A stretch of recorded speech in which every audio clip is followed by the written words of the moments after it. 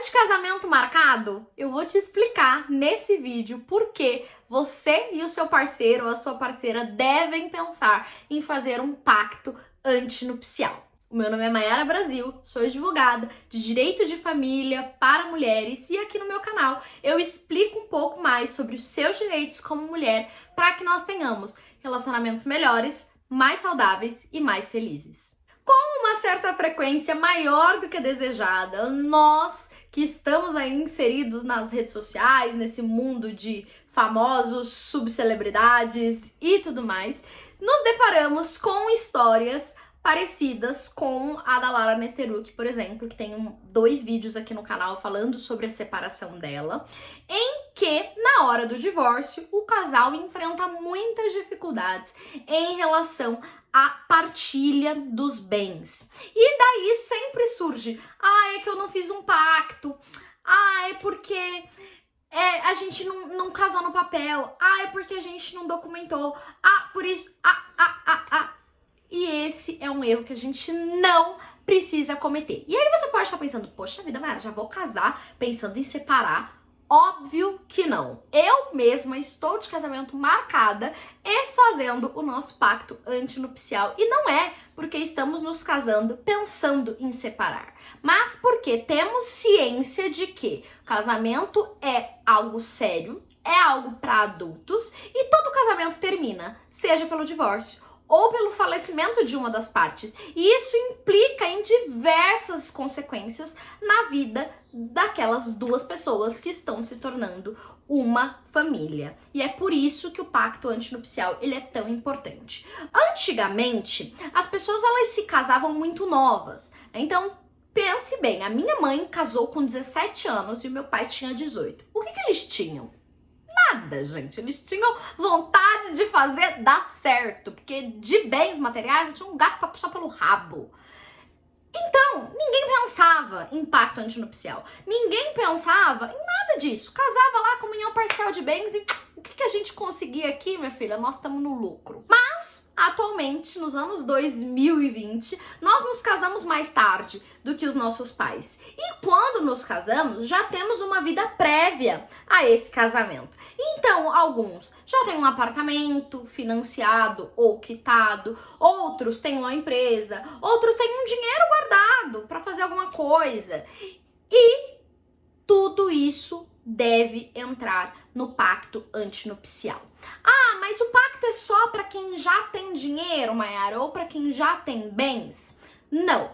O pacto antinupcial, num primeiro momento, ele entra sim para colocar regras sobre o patrimônio desse casal. Então, tudo que nós construirmos daqui para frente, por exemplo, será dos dois. Isso pode ser uma opção do casal.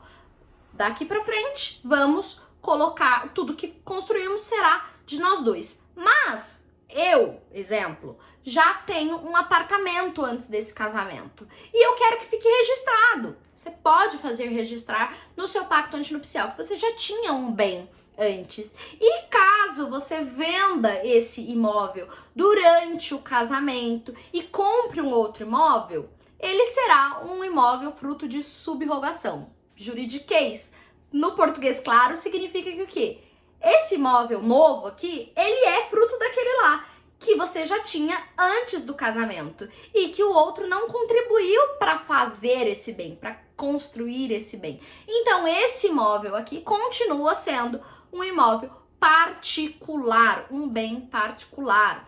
E tudo isso pode ser colocado no pacto antinupcial. Você pode colocar no pacto antinupcial também sobre eventuais empresas que existam, como funcionará a parte de gestão, o que entra, os rendimentos, o que já existia.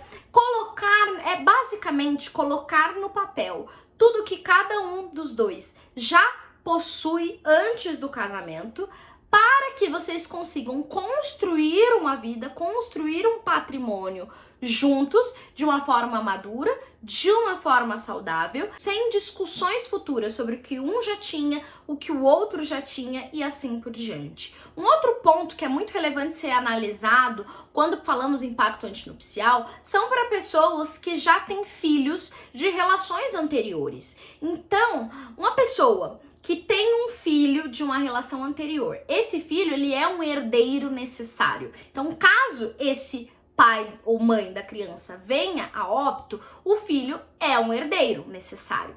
Como ficará o patrimônio adquirido aqui pelo casal em relação a esse filho? Então é importante analisar isso, porque frequentemente eu recebo perguntas no meu Instagram. Eu casei com um cara que já tinha uma filha.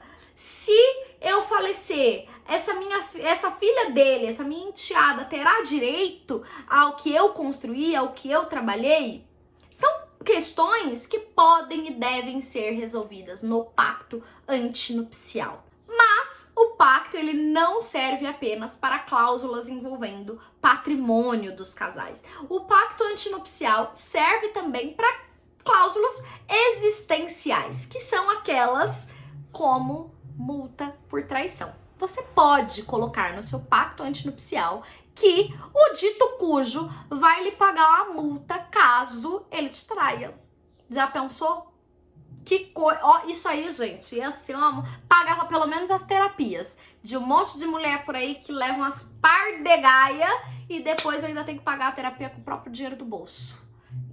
É uma opção, você pode colocar isso. Existem casais, gente, por mais engraçado que pareça, que coloca no pacto coisas como festas. Então, todo Natal é na casa do fulano, todo Ano Novo é na casa do fulano. Isso pode entrar no pacto antinupcial. Tudo aquilo que não é ilegal, né? Toda cláusula que não é ilegal, pode constar no pacto antinupcial. O Ben Affleck e a Jennifer Lopez colocaram no pacto antinupcial deles, inclusive, a frequência de relações sexuais que eles teriam por semana. E não é proibido. Eu, como advogada, não te recomendo colocar uma cláusula como essa. Mas não é proibido. Então, o pacto, ele é um instrumento em que o casal, enquanto o amor impera, enquanto existe cumplicidade, respeito e tudo mais, colocam cláusulas para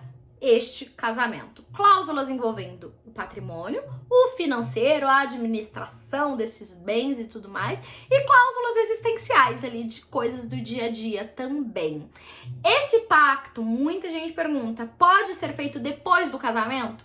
Não, porque ele é antinupcial. O que pode ser feito depois do casamento é a alteração do regime de bens. Vamos imaginar que vocês se casaram com o regime da comunhão parcial de bens e vocês querem mudar para a comunhão universal de bens, por exemplo. Então, vocês podem, através de uma ação judicial, fazer a alteração do regime de bens e aí sim entrar com um pacto antinupcial. Eu vou deixar um vídeo aqui no card onde eu explico um pouquinho todos os tipos de regime de bens e o que você precisa saber para iniciar essa escolha com o seu noivo ou com a sua noiva, para que vocês tenham um relacionamento melhor, mais feliz, mais saudável e em que todos estejam muito cientes das possíveis consequências, do que é direito de cada um, do que não é direito de cada um, para que assim, lá no futuro, ninguém se arrependa.